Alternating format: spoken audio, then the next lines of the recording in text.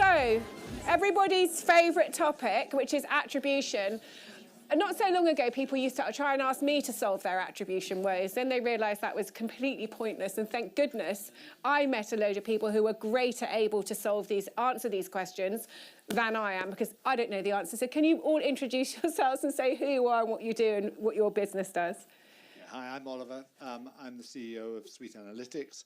And to take Tash's point, I'm really a retailer by background, and I absolutely understand attribution, and I absolutely don't believe in attribution.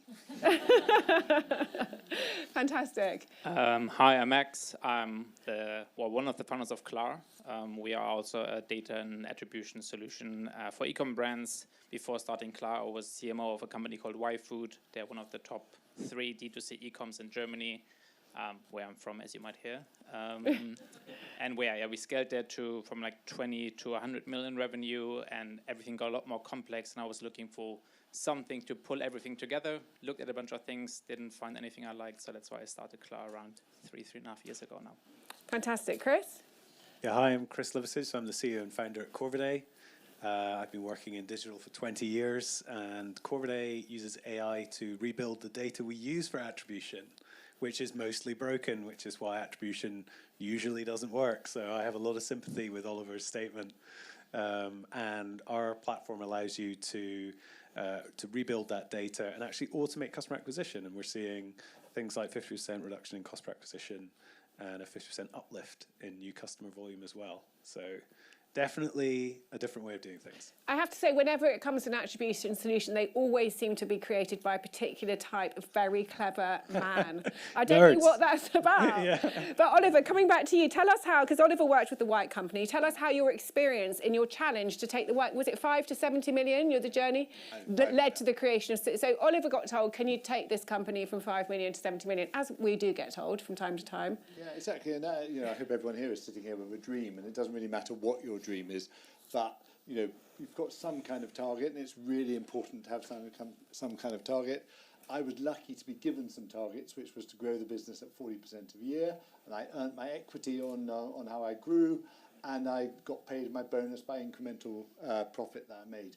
And I can tell you that makes you pretty sharp, pretty quick on how does the integration between customer acquisition work. And so my real insight, really, in terms of for anyone growing a brand, is that it is really, really important to understand your customer metrics, and far more important than acquisition, sort of attribution in its pure bit. But going back to the earlier speakers just now, knowing whether you've got an acquisition problem or a retention problem are pretty fundamental to everything you do.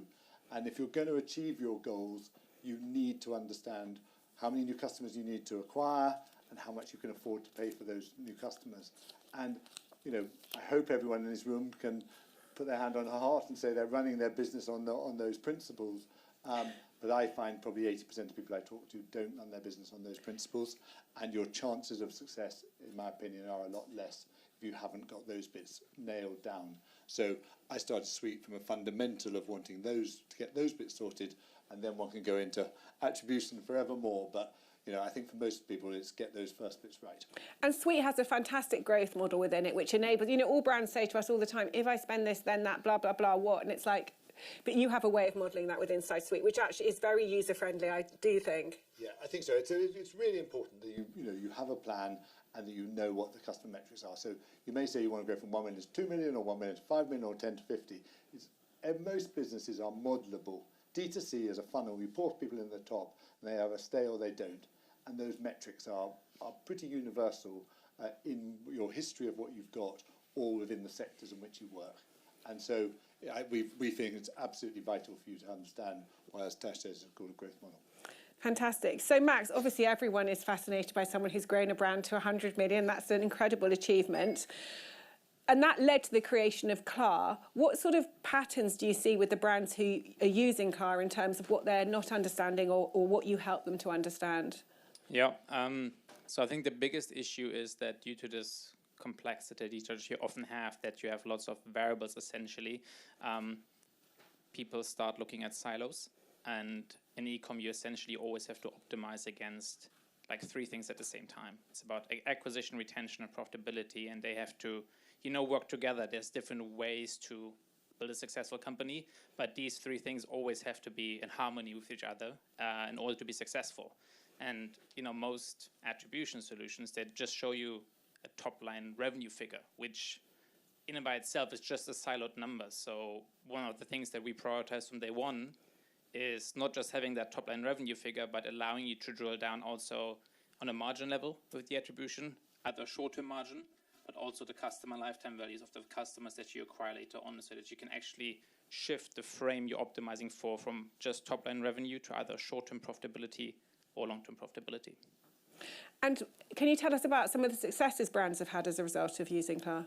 Yeah, so one of the things that we also do is we don't really believe in static models like a last touch or a first touch, because they're always by definition static, which is always flawed. And every user journey is unique and needs to be evaluated based on the parameters and data you get from that journey. And we had one supplement brand that scaled significantly to around 50 million that was then struggling with increasing acquisition costs. They reallocated their marketing spend on our models and reduced their acquisition cost by 30% within 4 or 5 weeks.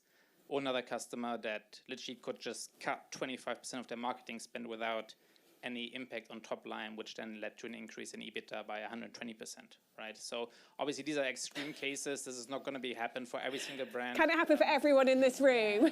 Come to us. I'll get you sorted. But yeah, so I think there's always opportunity everywhere. And just because things are so messy, people tend to not take extreme enough actions and just try to go step by step by step, and that's then very difficult with all this noise going on to see what the actual impact is. But just having a clear number you can optimize against, you can take bolder steps and actually get pretty significant results. Brilliant, fantastic. So Chris, talking about clearing up messes, you're clearing up a lot of messes in terms of upper funnel. Let me move here so I can see you better. Just explain what Corviday does in terms of getting us past existing time-related windows that we're also used to. Sure, yeah. So we were quite early in the AI game. I'm really delighted that everyone now knows what AI is and plays with it all the time and probably uses it in marketing generation and so on. We started looking at AI probably 9 years ago originally, and we launched Corviday to the market just a year and a half ago, and it has exploded. And the reason for that is we're using AI to join together all the different touch points that people go through when they experience your marketing all around the internet and also offline.